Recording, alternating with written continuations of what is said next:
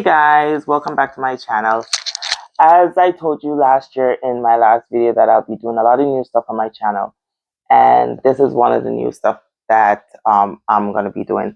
From time to time I'll be doing couch talk, where I bring different guests on and we talk about different topics and how it affects our daily life. And for today, we're going to be talking about something that I find it's being overlooked, and I find that a lot of people do not take it seriously, and a lot of us are struggling. And because we're struggling and because people don't take us seriously, we refuse, or we want the help, but we're afraid to reach out for help. And with this topic, I hold this topic real dear to my heart because I also struggle with this topic that we'll be talking about. Um, I find that a lot of people, especially in in this generation now, the younger kids are really struggling, and they can't find the help because they're afraid that they're going to be judged and people are going to think the worst of them. So, on the couch with me today is a very good friend of mine. Hi. This is Zayden, and today's topic we're going to be talking about depression and mental health. But before we get into Zayden's story, I'll tell you guys a little bit about my story. As we all know, that in 2019 I lost my father suddenly, and I was doing social media then, and then, I thought that I was okay.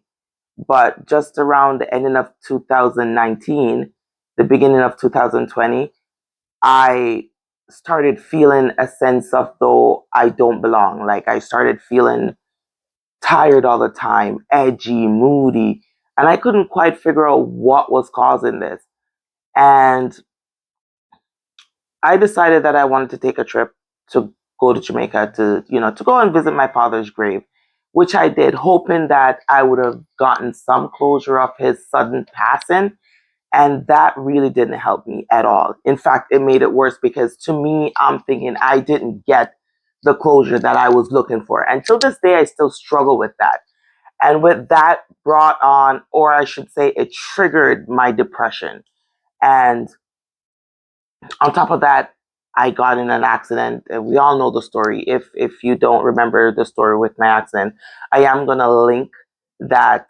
I'm gonna link that video in maybe at the ending of the video or during this conversation. I will link where you guys could always go back and watch that video. But with me being in that accident and being off work and being home all the time, and this has been going on for maybe 4 years, and I felt in deep, deep depression. I went MIA off social media. Like, people started reaching out to me trying to find out if I was okay and all that, but I just kept it to myself.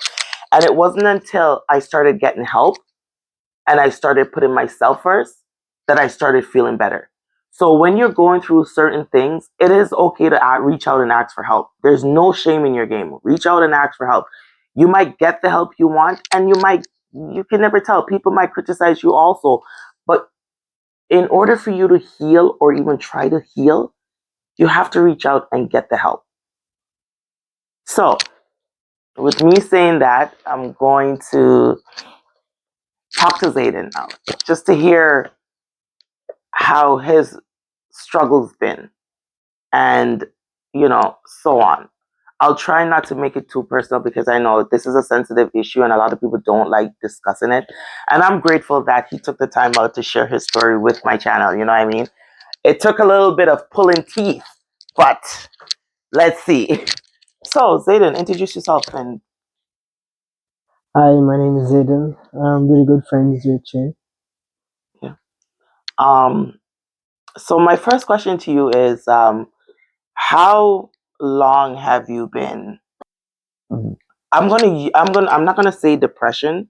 I'm gonna use the word demon because I believe that this situation that a lot of us are going through, it's a demon. So would you rather me saying that, or would you rather me using the word depression? Depression. Okay. All right, fair enough. So how long have you been?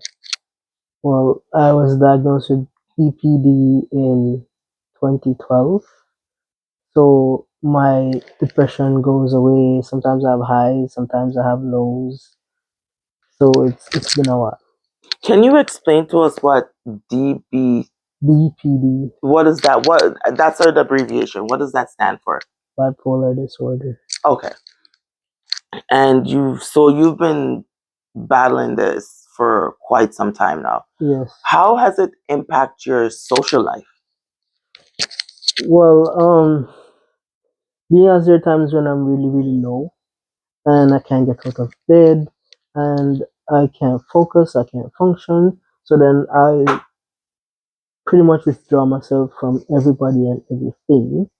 So I'm just like an empty shell laying there waiting for it to go away. So that impacts having any sort of social life. Yeah, because I mean, at times when friends are hanging out, you're in bed not wanting to get up or Only, trying to feel somewhat of being alive. yeah. I really understand where you're coming from with that because myself too, there's times where I'll fall into this depression mode and it's like I want to get up, but it's like there's a weighted blanket on me where I can't get up at all. Yeah. And you don't understand why. It just happens. Yeah, I do experience that. So, with that impacting your social life, like how do you cope with that? Like, do you feel you're missing out on things, or do you just say, "Oh, to hell with it. This is just what it's gonna like." How do you? Well, to be honest, I've kind of just flowed with it. So I haven't been trying to push because the more I push, the worse it gets. The worse it gets. But in this new year, I have a really, really good friend who is trying to help me to to push through and come out more, and hopefully that will help with being more up and more about and have a better social life and meet new people and stuff like that. And I'm kind of glad you mentioned the fact that when you push, it gets worse. Yeah. I'm glad you point that out because what a lot of people don't understand, especially family members and close friends, when you're going through a whole cycle, they tend to want to push you to get up and push you to do things. And then what they don't understand is that with them pushing you, it's actually triggering you and allowing you to fall deeper because depression is not something you turn on and off. You can't. I wish I could, but seriously, it's not something you can turn on and off. So, and what I always tell my hubby is the fact that just go away, leave me alone, allow me to come out of it on my own. Even though I'm struggling to come out and I want the help, at times when you do get the help, it makes it worse. Because to me, and I don't know if you feel the same way, because to me, when people are trying to push me or help me to get up out of it, I feel that they think it's something that I have control over. And if they tell me snap out of it and I try, I'll be able to come out of it. There's no But snapping out of it. exactly, and that's what I try to tell my family members at times when I'm down like that. Allow me to be. If I tell you, for me, just the mere fact that I could feel your presence, that's all that I need. I don't need you to tell me, oh, let's go here or oh, let's go do this. No, just allow me to come out of it and allow it to pass. Because to honestly, depression is like a storm. You don't know when it's coming and you don't know when it's leaving. So you have to learn how to accept living with this. And a lot of people don't understand it. And it's sad to say. So with with your struggles with this whole depression, have you been able to sustain like a meaningful relationship, or do you find it's hard dating? It is hard dating, because every couple of years my medication kind of does its own thing, Mm-hmm. and that's when I struggle more with being down. Mm-hmm. But it's hard to have a relationship because nobody is going to understand you wanting to talk 1 minute and not wanting to talk the other minute. Nobody's going to get it unless they've been with you for a while and they know you. If you're not at that stage, it's hard to start with someone who don't know these things or understand these things. So it is hard. And another thing, like it, depression is not just doesn't affect you only mentally. It affects the way you carry yourself, the way you groom yourself.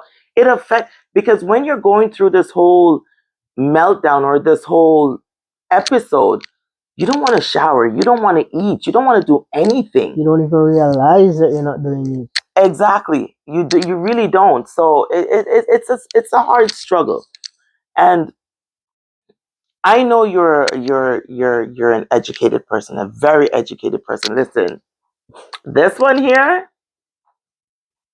when me tell you, say, boy, I have brains, boy, I have brains.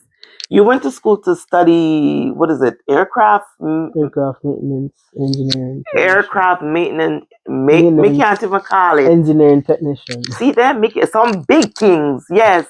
Where you work, a plane wing, you work on our plane engine. Both.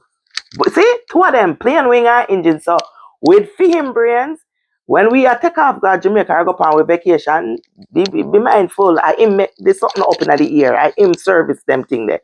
So I'm telling you, his brain is clicking.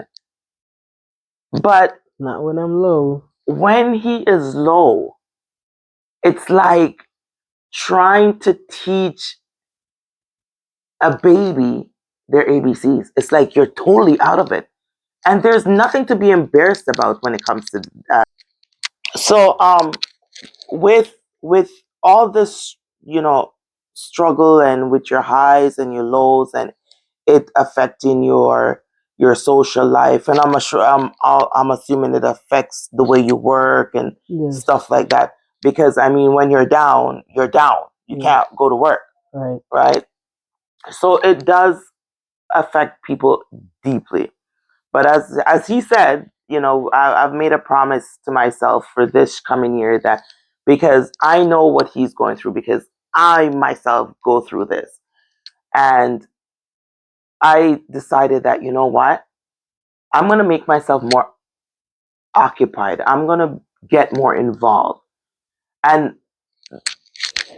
being more involved or more occupied will not take away your episodes.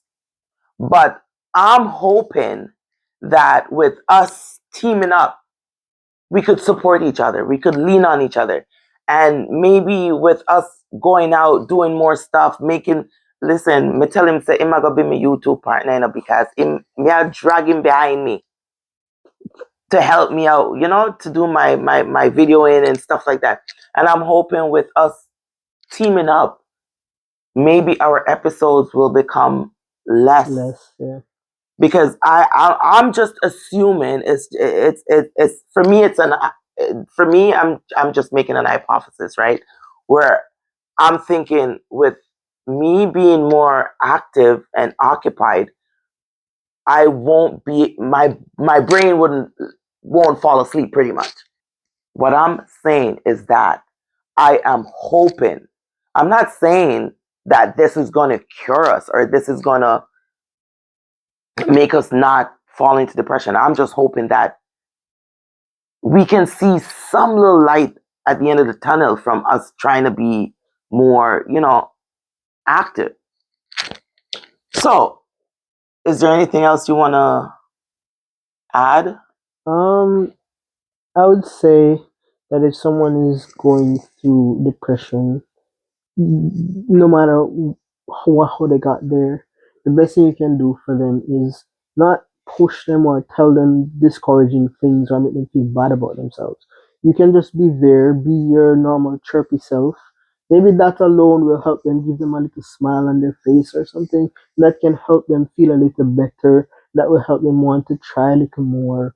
So I think all you can do is just be there for them, be yourself, be if you're a happy person, be a happy, cheerful person, and that will help your friend who is depressed. So, with you saying that, let me ask you a question. When you're in one of your lows, and say, for example, you have a doctor's appointment, and you go to your doctor's appointment, but you that it's during the time when you're having one of your lows, and somebody chirpy comes around you, does that help you to get up? It depends on how low. If not, if I'm really really low, where because how I cope is I focus on being like watching TV shows or movies, and I focus my mind into them. So whatever I'm feeling or I'm going through, it's like it's on pause.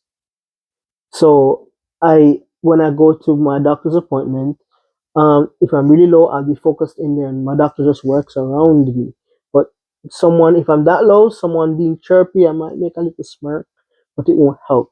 So it depends on where you are. You see, and this is the thing, it affects everybody differently. Because for me, when I'm low and somebody comes around me with their happy-go-lucky personality, that pisses me off. Fuck, sorry. What the hell are you so happy about? Like, I'm sitting here feeling like crap and you're all skin and teeth and left. No. So it affects you differently than it Yeah, affects me. yeah, For you, it would probably help pick you up a bit. yeah. Which For is me, nice, right? it makes me want to kick you in the teeth. And that's just how it is. It affects everybody differently. So whatever strategies will work for me, it might not work for you. And what works for you is not gonna definitely won't work for me, that's for sure. With me, I went through a whole heap of different ones to figure out what worked and what didn't work. I mean, back when I just got my diagnosis, which is major depressive disorder. That's what I was diagnosed with. And they started me on the medication. I thought to myself, me not make them use me as no guinea pig. Me not want them suck me up to take. Right? It's just the Jamaican in me because, and it's sad to say back home in Jamaica, mental illness is not taken seriously. As soon as you start moving a little funny or you think something is wrong, oh, somebody over you. Oh, somebody does. So they don't take it seriously. And hence is the reason why a lot of us in Jamaica are suffering in silence. Some of us are not even suffering in silence. We're suffering out in the open. But we're not getting the help we need because people are real quick to criticize and to assume the worst. That, oh, they said, "Do people you are all somebody obey." No, no. Good that, you know, you're doing the whole medication thing because obviously it works for you. Works It for don't me. work for me. So I just, I think you should give it a try on. Well, I think you're surviving without it. I But am. if you wanted to do more than just survive, more than not just being up some days and down some days, where you're just on a constant stable level, then you would have to talk. You'd have to take it and talk to your doctor and get them to find one that works specifically for you. How long does your lows usually last for? My lows can last for months. Mm. Yes, my highs sometimes are shorter too. So which do you feel you get the most of, your highs or your lows? Well, I like my highs because I'm more up and I do more things, but I tend to be more destructive when I'm high and when I'm So low. so you're kind of like in the whole high situation. It's like you're kind of like me because when I'm really high, like when I feel like a toddler that's sugared up, like I can just go and I remember a few years ago my hubby got so mad at me because of the fact that I was in one of my high modes and we went and bought vases. We went and bought so many different things to do crafts. And I did it for 2 weeks and then Yeah, you got low again. I got low and I was never interested in anything again. Right. And then it got to the point where when I was up again, I was into makeup. And then I would enjoy doing other people's makeup and stuff like that. But then I got low and I didn't want to see anybody up in my space. So I just started doing my own makeup. And I'm kind of glad for that one day because that teach me how to put on my face. Yeah, it teach me how to make one face. Not like. And then there's another time where my high was hair. And because of that high, I shaved off my dreadlocks, and I had long dreadlocks, almost 40 inches of dreadlocks I had. And I hit one of my lows and I just shaved it off, like skinhead, bald. And to the point now where I'm wearing wigs. And me not gonna complain about the wig then, because today you will see me looking like Dorothy, like, yeah, like go to the meeting at the Dorothy here. Tomorrow, you will see me look like what the girl upon the old man upon Golden Girl's name. No, Dorothy name? No, Dorothy is from Wizard of the Oz. I'm talking about. I swear there's a Dorothy. There in is a Golden Dorothy in Girls. Golden Girls, but it's Blanche. So today I would look like Dorothy, and tomorrow I may look like Blanche. Me like that. You never see when me I come. Me just pop up on you in a different year, yeah. So that part I'm enjoying, but I don't know when my next low is gonna come. And once I get out of that low, I don't know what my high is gonna bring. Maybe my high is gonna bring me into cars. And I just me know me I go get divorced because me I go spend off the whole of my husband money in a pan buy car. Yeah, and I just me know he might go send me 6 feet under, or he might go divorce me. Maybe you can start with model cars. No, nobody don't have time for that. Mm-mm. You see, if it was a case where you could pour water on it and it will blow up and you go for a drive and then you come back and you pour hot water and it shrink back down, yeah, we could have worked with that. Because I got buy all of the Hot Wheels them from Walmart. Yeah, but unfortunately you can't do that. So, it's for us that suffers from whether it's bipolar depression, major depressive disorder, whatever form of depression we're suffering from, it's a win or lose situation for us. One day we could be winning where us being on our have us enjoy the simplest things in life. And then on the downside, you have to have your family members watching you like a hawk because they never know what you're going to do to yourself or the next person beside you. So it's not something to mess with. And mental illness is a serious thing. It's overlooked by a lot of us. And I find it's overlooked mostly with people of my complexion, of our complexion. Yeah. In other words, black people not take nothing serious. Them think, as I said earlier, once you feel or you're diagnosed with something, then take it to a next different level and think the worst instead of trying to get the help. And it's sad that us African Americans, the things we're supposed to take serious, we don't. But tell with mind people business. And chat behind people back and see it full on one another and bad man one another. We find a lot of interest in that. But the things that are important and the things that are taking us out and the things that we need to pay attention to, we're not doing that. And we need to change that. I think going into 2026, I'm taking a leap of faith with my channel, hoping that with the different topics and discussions that I'm going to have on here, it will bring some sort of assistant. Would that be the correct word to use? Some sort of, Alleviate it a little bit. yeah, to somebody else out there who is struggling with whatever the topic is, and where they can reach out to get some sort of help. So I'm urging that with me taking a leap of faith, you guys will also, if you feel that you're struggling with something, or if you know somebody that's struggling with something, offer to get the person help or try to seek help for yourself. There's nothing wrong with seeking help to better yourself. Is there anything else you want to add? You're never too old to try, or keep trying. Or you shouldn't be afraid to tell someone. Find someone really close. You must be someone close in your life. Mommy, daddy, friend, anybody. And confide in them. and somehow that will help you. Just telling someone something will help you feel even a little bit, even a speck better. That's So true. But you know, it's kind of hard too, and I do understand why some people don't want to tell anyone, because oftentimes the people that you think would understand the most, they're the ones that you get judged by the most. you have a point, yeah. So it's kind of hard.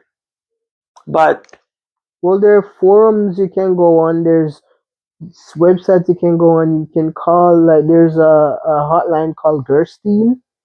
I don't really know the number offhand, but you can call them. They'll talk to you for as long as you need, and they're usually like a suicide hotline, but you can call them and talk to them for whatever reason you want, and they'll listen to you. They are professionals. They are volunteers, so you can find ways to get yourself help. yeah, there is help out there, guys. Don't be afraid to reach out. It's 2016. Let's break this. 26, 2026. Yes, remember in function too, right? Me still, hey, me, listen, me I gonna say 2016 now because me still feel young. When me say 2026, me know say in due time, hmm, They get all the angry. bone them I get all and creaky. But all fun and joke aside, guys, it's 2026. Stop hiding. Try to get help. There's help out there for all of us. Not just me, not just Zayden, but there's help out there. So stop hiding behind this depression. Get up, get the help you need. With you getting the help you need, you'll be surprised. You might be helping somebody else.